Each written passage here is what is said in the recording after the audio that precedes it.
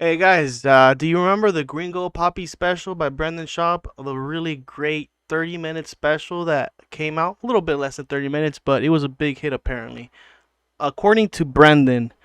But we have some inside information. Mark Harley's been making the rounds on different podcasts and shows exposing Brendan for being a very big liar, very delusional, very narcissistic, egomaniac, bad employer.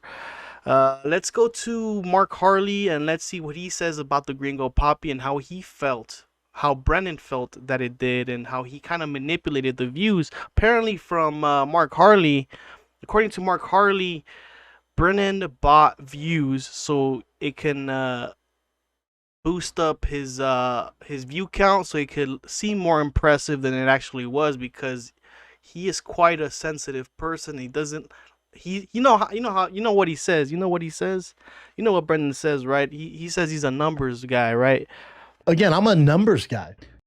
So Mark goes on MMA holes and does like a really long interview with I don't know what's his name, but let's watch this clip. It's only a minute and 45 seconds.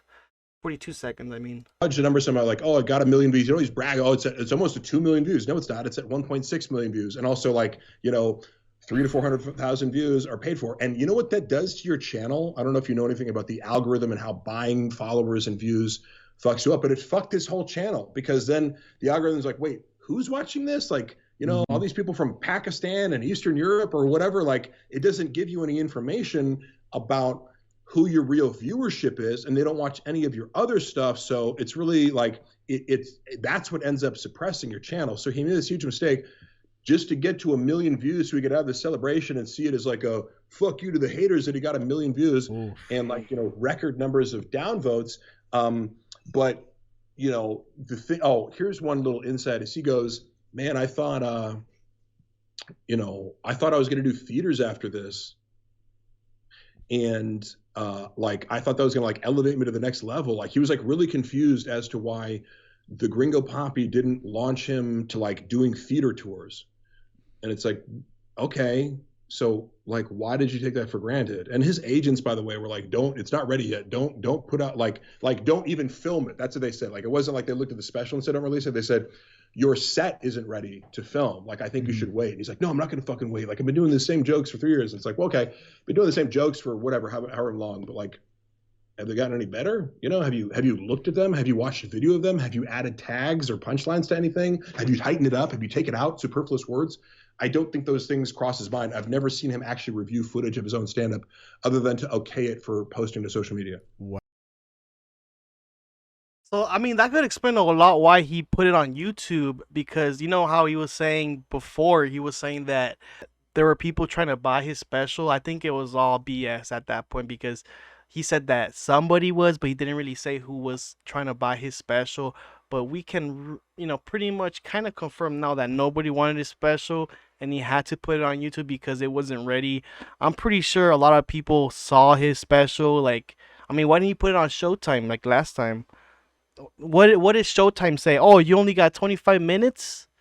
Because apparently, you know how Brendan says he's like, oh, on Netflix sees that only like they only watch like around 15 minutes of the whole hour special, so I'm gonna make it shorter so it could be seen more, but ultimately like it wasn't ready. Like the 3 years that he took to like perfect his jokes, like they're all pretty sloppy and like like as he said, there wasn't really any punchlines and a lot of his stories were fake because like he was making fun of his family for being Mexican and he lied about how Mexican they were. Like his wife, he said that she was an immigrant from Jalisco, but in reality she was from Hollywood.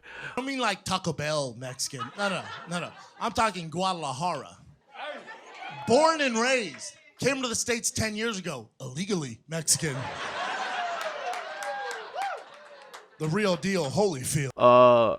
His mother-in-law being this like very Mexican looking abuelita, like a grandma, like she's got like a hoodie, like a hood on, and she's got like a scarf on, and she's got that big, stereotypical, looking grandma, and it didn't really like it wasn't really grounded in reality as much, because I know like in comedy people exaggerate, right? But Brandon just exaggerated really too much, to the point where it was just terrible. Like, yes, the hot Cheeto jokes were like okay, because ha ha ha, Latino girls love hot Cheetos in the morning. Oh, the other thing you should know about dating a Mexican, nobody told me this. There's me flaming hot Cheetos all over your house. They love them. They love them. It's like catnip for Mexicans. They love them. And then, like me, I know that, I mean, that's kind of funny, because that's the only thing that was kind of like it was grounded in reality, because of, I mean, I went to school, and in middle school, like early in the morning at 8:30, girls were getting hot Cheetos, so it kind of like it struck a nostalgia for me to remember that. But ultimately, like, all the other jokes were just like hacky, right? Like the whole like, oh, I bought the suit, like, to be all like armed up, and I bought all these rifles, and I was protecting my house. I slide my Uggs on, right? I'll have my AR-15 like this. I have my Zero Dark 30 night vision like this. My big right there still. So I'm like... Bert Kreischer did the same joke too in his special. He's like, you can get a long gun too. What long gun do you want? I go, I need a shotgun. He's like, I just sold you a shotgun. I go, yeah, you sold me the circumcised one. I want the uncircumcised one where you can pull the hood back. Just. He's like, you don't want another shotgun. You want an AR-15. I was like, whoa, slow down, brother. I go, I might not be the right guy for an AR-15. So like there's a lot of things that were just kind of, it felt like they were kind of copied, but I know, like, it's just kind of parallel thinking, but it just felt like it was hacky, right? It was just, anybody could have made that same joke and, rewrote it in a different way. So like, and then also for Brennan to think that that was gonna get, like as Mark said, like it was gonna make him sell more tickets, and then we see now that it's just, he says he sells out a lot, right? And that's pretty much, a lot of people expose him for that lie, because people take pictures of the show that they're in, and then it's just like a bunch of empty seats. And so yeah, it gets a little dicey for Brendan here. And then he also bought people, like he bought the views, which is like, wow, really, dude? You're tricking the algorithm. And then let's go to the video to see the comments. Let's look at it's 1.8 views 9 months ago, right? 41K likes. We don't know the dislikes, because I think around that time he posted that special, they were taking away the dislikes. So I'm not gonna get the extension. I know it was like more dislikes than likes, because honestly it's like a big ratio of 1.8 and only 41,000 likes. Just the ratio kind of seems off there. So let's look at the comments here. It says, without a doubt, this is one of the best comedy specials I've ever seen. Saul Goodman, right? 1.1K likes there. With all due respect to Brendan, this is a comedy special that I've seen. What? With all due respect to Brendan, this is a comedy special that I've watched. Yeah, like as I said, like this is just like a copy paste kind of thing, but just write it in your own write it in your own words. Say what you want about Schaub, but oh wait, there's not. But this is okay. Yeah, I mean, like, and then there's my favorite joke was when the Mexican mom thought everyone could fit in the small car, but Brendan thought they couldn't fit in the car, and then it was revealed all fit in the car, all fit in the small car. Yeah, it's like it's like the the clown act. All the clowns go in that little tiny car. A clown? Well, I guess what's the big deal, huh? It's just one.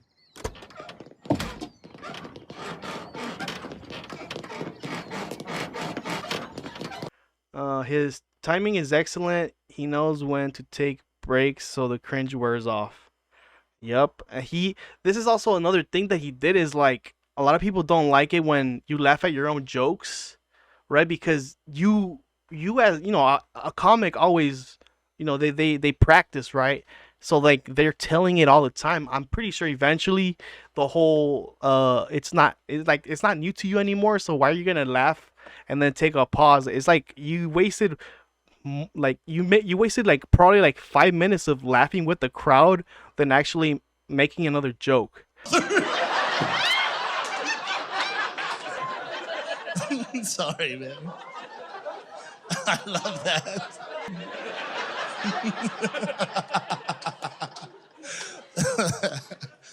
Right? So it kind of like he's like kind of shaving off points, to make this to make the special longer, but it was a big failure, and I'm pretty sure a lot of other people thought that it wasn't really good. Chin made this video of people congratulating him, saying that congrats on your new comedy special. What's up, Brendan? It's Giannis. I wanted to congratulate you on your second stand-up comedy special. An amazing feat that is a stand-up comedy special for every year you've been doing comedy. You're ahead of your time, my friend. You got out of MMA and got into a real blood sport, comedy. Managed to avoid controversy. Congrats on that as well. But Joe wasn't there, so that was a big indicator of Joe also not certifying this special, which kind of says more about it because Brendan thinks he's like the ultimate friend. He's the alpha male of the pack, and he respects Joe's opinions. But yeah, I'm pretty sure this was just a bad idea altogether, just to release it unprepared. It was just raw, not really well done, not cooked yet enough to be released, and he suffered for that, and people made fun of it. He tried to, copyright strike a lot of people for reacting to the special and criticizing it, and then that's what kind of also made things worse because H3 and Moist Critical talked about it, and a lot of more people started to recognize Brendan more, and a lot of people, on the YouTube side hate it when you falsely copyright strike somebody's video even though it's fair criticism. So that also made things worse for Brendan. I think I'll end this here, guys, and let me know your thoughts, and I'll see you guys later, and like and subscribe. Bye.